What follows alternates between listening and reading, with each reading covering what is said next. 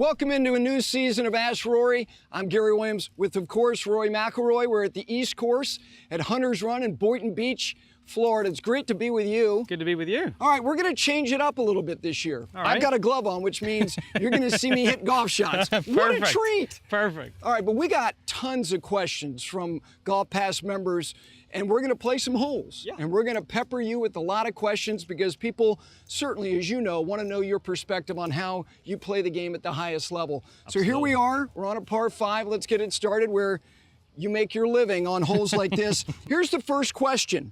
And this is one that I think so many amateurs have to deal with, and that is, what's the biggest mistake amateurs make when trying to hit the ball farther? They see a par 5, they're like, I want to take advantage of that. Yeah. What's the common mistake you see?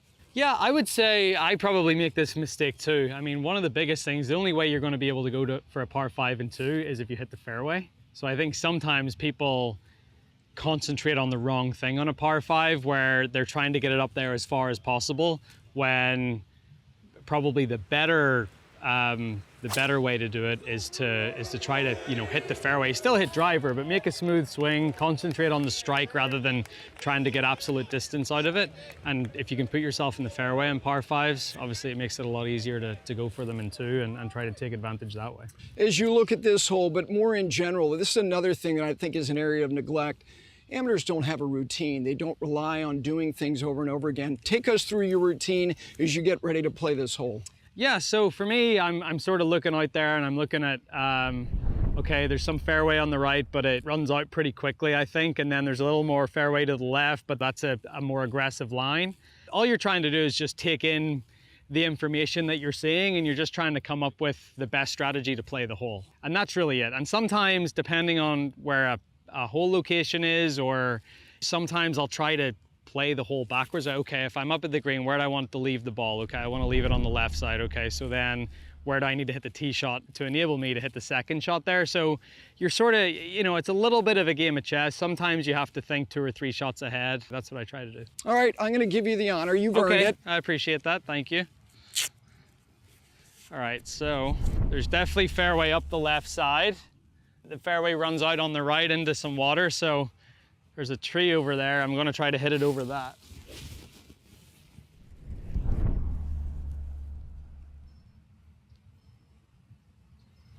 Is that close to your line or a little left? That's perfect. Okay. I think that's perfect. Let me ask you, as it relates to percentages, when you get up on a par 5, and obviously it's going to be wind either aided or abetted, as far as percentages of par 5s that you think you generally have the mindset of going for 2 or hitting a stock driver, that you know it's going to be a 3-shot hole? I would like to think that most par 5s that I play, I'm able to go for them in 2, but again, it's all dependent on if I hit a good tee shot. So the tee shot's really important, and you know, I know that if I get a good tee shot away, I'm going to be able to go for the green in 2. So again, it's for me trying to swing within myself, trying to hit a nice drive out there, not trying to get too much out of it. And if I can do that, then I always know I'll be in a good position hitting my second. Okay. Now, I want you to notice how different my line is from yours. You've got a little more fairway up there to play with. I do. Now, they call me a point-to-point golfer. There you go. Perfect. Very manageable. Yeah, great. In the fairway. Good. So, good start. Last thing, as far as, you know, par 5s that, like you said, overwhelmingly, it is going to be where you're in the mindset of going for 2. Is there a particular hole you play on a regular basis, annual basis, semi-annual basis, that you feel like it's not generally? Is there one that's out there? So you don't play Firestone anymore? No, like 16 at Firestone. I would say there's been times like the 13th at Augusta, because sometimes that second shot's a little dicey. Yeah. Sometimes I'm on the tee box and I'm thinking, I want to hit a good tee shot, but if I don't, I'm not going to be too disappointed, because then I can lay it up and just hit a wedge onto that green. But yeah, 16 at Firestone's a good example. I'm trying to think of like 4 at Bay Hill is long. Yeah, if, yeah. You know, you have to. That's another one you got to hit a good tee shot. Not many. There's not many anymore. Firestone is definitely one of them. Too bad they went away. I know. That was in the middle of one of your great runs. The seniors get to play Firestone. Exactly. There you go. All right, cart golf. There's an efficiency to doing this. Yeah. How much cart golf do you play? I play a little bit of cart golf. I'd say my preferred way to play is to walk. So if I go and play Seminole with my dad, it's walking only, and it's walking, and it's really nice. But if I'm, usually I'm playing at the Bears Club or the Grove, it's usually in carts. Yeah. And it's efficient, and you can get around quick. You can play 36 if you want to. But my preference would always be to walk. And I think as well, I want to play at the same cadence at home to the way I play on tour. Yep. So, cart golf and then what we do out on tour is obviously very different. The great walks, there's a lot of wonderful ones, but they're particularly wonderful when you're in that moment. It's your moment. Yeah. What are some ones that stand out for you? Yeah, I would say the ones where you've got a nice cushion walking down the last are always very nice. 14 at the Open Championship, the guy who's going to win. Yeah, that's cool. The big grandstands, I'd say walking down the last at Congressional, having a really big lead. Father's Day, my dad's there looking for him in the crowd. That was really special. Even this year at Pebble Beach, winning on one of the most iconic venues that we have in the game, and being able to do that, and having one of my best friends in the group as well, and sort of cheering him on to try to finish second on his own, that was sort of cool. Absolutely. But yeah, it's always nice to walk up the last with a bit of a cushion. How about Canada when you're blowing the field away, but you're also trying to do something inside of winning as well? Yeah. So first time I won Canada in 2019, I needed to birdie the last to shoot 59. I think I was leading by 7 at the time or 8 at the time, so I knew I'd got the tournament wrapped up. So it's funny, you're trying to enjoy the walk and enjoy what you've just done, but then at the same time you're also trying to accomplish this little personal goal. Which is really interesting. So that was a cool walk. I wasn't able to shoot the 59 in the end, but it's sort of cool to know that you've got one thing wrapped up, but you're still trying to achieve something else. Yeah, absolutely. That's a pretty cool thing. And then when I didn't do it, I had to remember. I was sort of a little disappointed, but I had to remember that I'd won a golf tournament. So by it's a lot. that was a good drive. Not bad for an old man. Yeah. Point to point. It's me. Just right over that middle. 243 to the 239 to the front. I'm going toward that cart.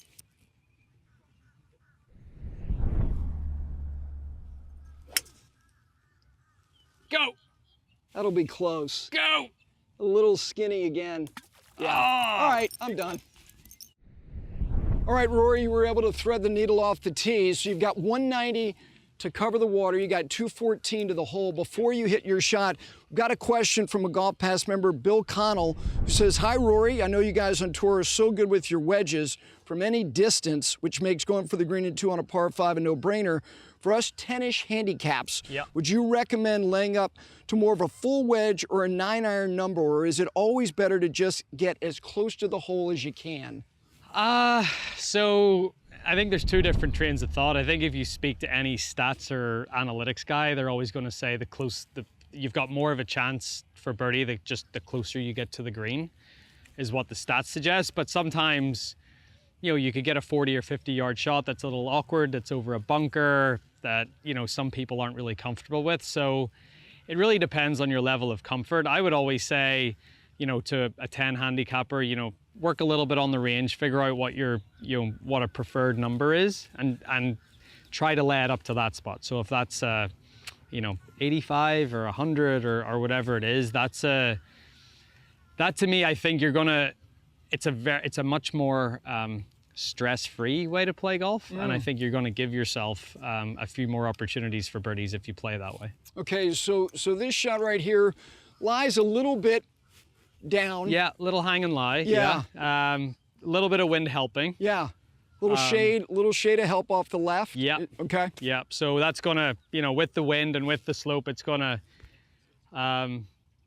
encourage the ball to go a little bit to the right, which is, not really what we want because of the water. So I'm gonna hit a 6-iron just because the wind's helping. I actually think it's a pretty good number. So I'm just going ahead and try to aim a couple yards left of this pin and try to hit a good full 6-iron, and hopefully it should be a good club. Okay.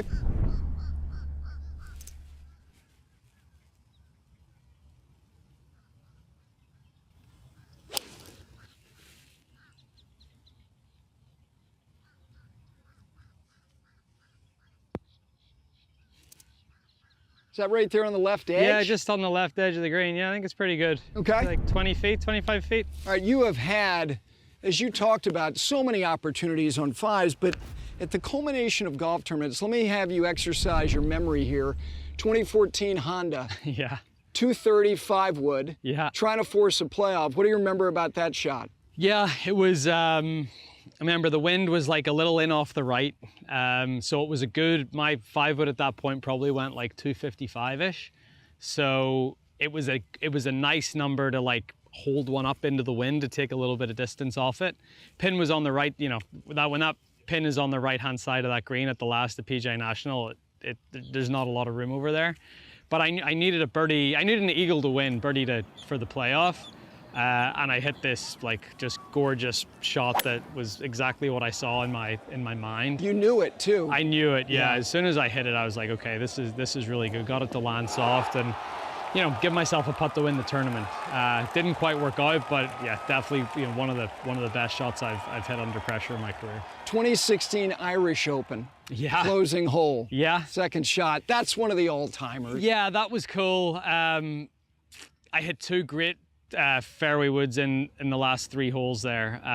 The 16th hole, I would think I was still tied for the lead at that point with Russell Knox, and I had a long wait. I hit a 3-wood into the heart of the 16th green and made birdie to give me a 1-shot cushion playing the last couple holes. So that was big. And then, yeah, the 5-wood, I actually had the same number in the Pro-Am on Wednesday, and I tried to hit a 3-iron and overturned it and went in the water, and then I dropped another one and hit the exact same shot with that 5-wood. So I'd practiced that shot that week, and I was like, perfect, this is the exact same as I had in the Pro-Am on Wednesday, and just hit this lovely, again, like floaty little cut in there, sort of similar to the one at Honda. And that was obviously a really nice way to close out that tournament. Yeah, the aerial of that ball from up high when they showed it again, like you said, it was just melted. Yeah. Exactly like I'm sure you envisioned it.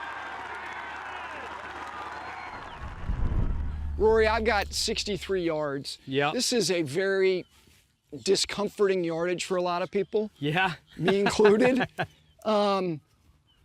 Generally speaking, like I've got my 60. Yeah. Does that make the most sense to you? It does if you're trying to land it on the green. I'm there's really not. Okay. I mean, I'd rather try to kind of skip my 54. Well, the thing is, you can do that because, and this is a more comfortable shot, you've got a downslope that's going to help you do that. Yep.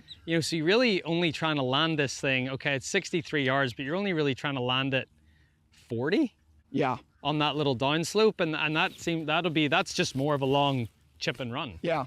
And that would seem to be, so you're sort of trying to hit it, sort of at that like sprinkler, exactly, just left of the hole, and just let it feed to the right. Okay.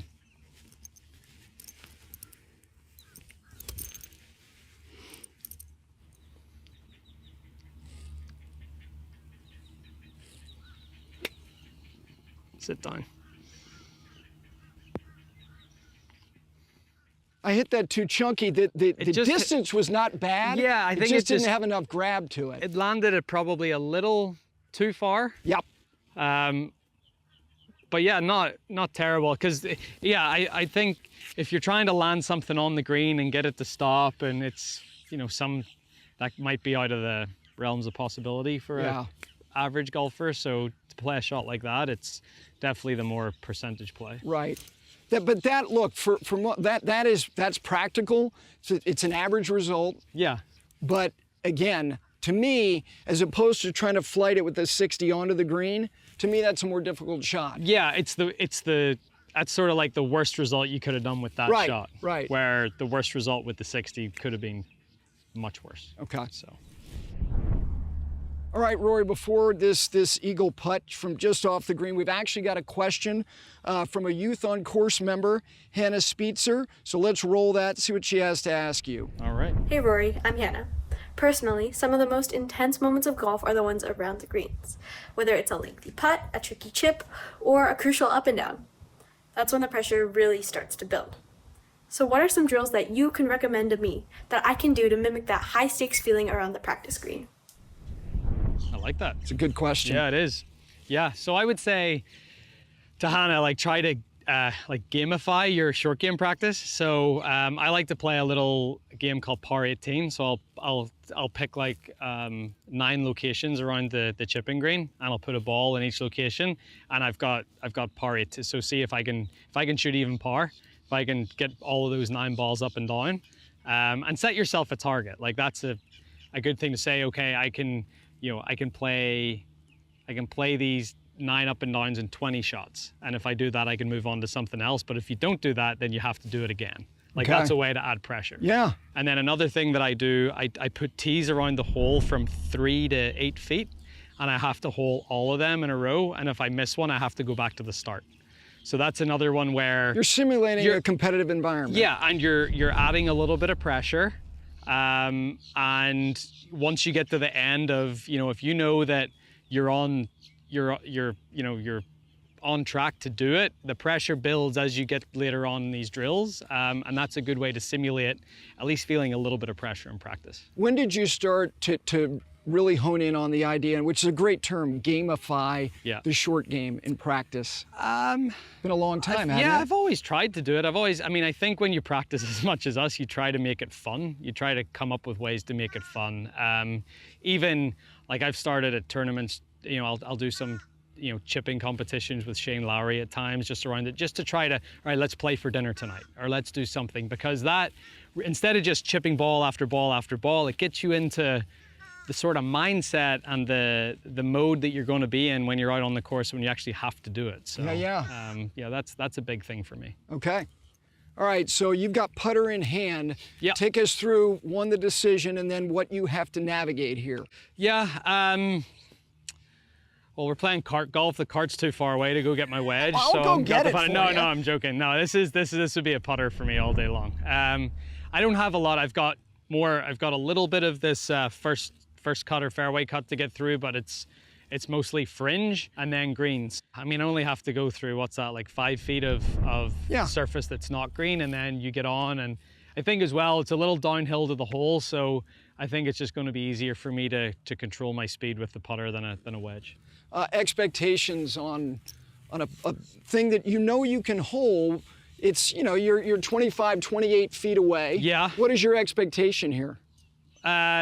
Just to get the speed right. All I'm concentrating on is the speed. If I can get the speed right and, get this within a reasonable distance to tap it in for my 4, I'm happy to move on to the next hole.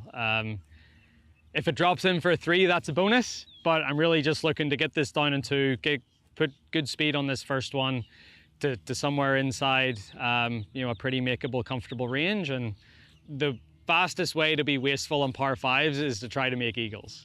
If you're trying to make eagles, you'll make a lot of pars. But if you can sort of make birdies and be comfortable with, not trying to be too aggressive, that's when you're going to play the par 5s the best. Whether it's for eagle or for birdie, Nicklaus always employed the idea of the 3-foot circle from distance. Yep. Brad Faxon, who you spend time with, I did a 5-part series. It was all short game, and he's like, I don't subscribe to that. I'm trying to hole putts. I'm trying to hole it from 20, 30, 40 feet. Are you kind of a tweener in that? I'm a little, you're still trying to hole this putt, but you're trying to hole it at the right speed. And if it misses, it's not going to go too far away. So to me, I'm still reading this putt to try to make the putt, but always in the back of my mind that the speed is going to be more important than the line with a putt like this. Okay. What do you see here? So it's going to go left off this first slope early, and then it's going to go back to back to the right at the end. So a bit of a double breaker. So with these, I always try to imagine if I started this ball straight at the hole, where would it go to and would it come back enough? So to me, you know, I think if I started this ball straight at the hole, again, the line is one thing. I think I need to go just a touch left of so like maybe like just outside the left edge, and it'll move left and then start to come back to the right. Okay.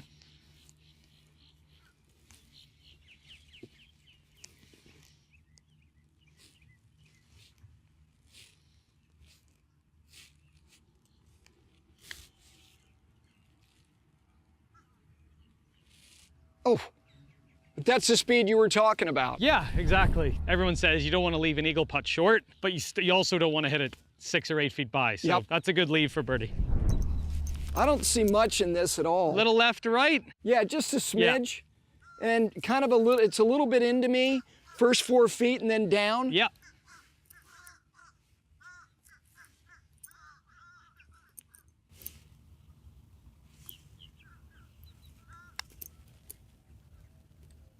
Get there. Oh, all right. Kind of stayed right there. Yeah, I mean, it did. It almost I started to- borrowed too much. It sort of was starting to go left at the... It really was. I assume this is good, but Yeah, it you is wanna, good, yeah, but I okay, thought that's maybe you're good. doing the full Matt Fitzpatrick here. Yeah, you know, From 2.5 feet with the flagstick in. perfect. Now, I just hope that they Nice, don't put easy up birdie. some full screen graphic of where you are after one hole, and I am, because I won't be back if they do that, because that would be cruel. All right, Rory, we've got a question from a GolfPass member, Steve Janko, and he says, when you're putting from far away versus inside 10 feet, are you focusing on the same things, or do you focus on speed for longer putts and more line for closer putts? Yeah, sort of going back to what we were saying there. Yeah, for longer putts, you're focused on the speed, because I think, like, there isn't one particular line you need to hit the ball on for the ball to go in. You can hit the ball on 5 different lines depending on your speed, and just sort of matching that speed up with. So, yeah, for a longer putt, the speed is definitely more important. But inside 10 feet as well, your speed is important too, because you could have a putt that breaks a little bit, and if you hit it firm, it's right edge. If you hit it a little softer, it's just outside right. Or if you just try to bleed it in, it could be a cup on the right. So, you know, the speed is always important. I think if you can control your speed really well, it makes green reading a lot easier. So I do drills on the practice green for speed, and just try to, you know, if I set up a grid where, you know, I have to get a certain amount of balls in that grid from, say, 30 feet, and you know, every ball has to go a little bit further than the last ball, just to try to, you know, to practice your feel and to practice speed. I think that's a good drill to do. Very good.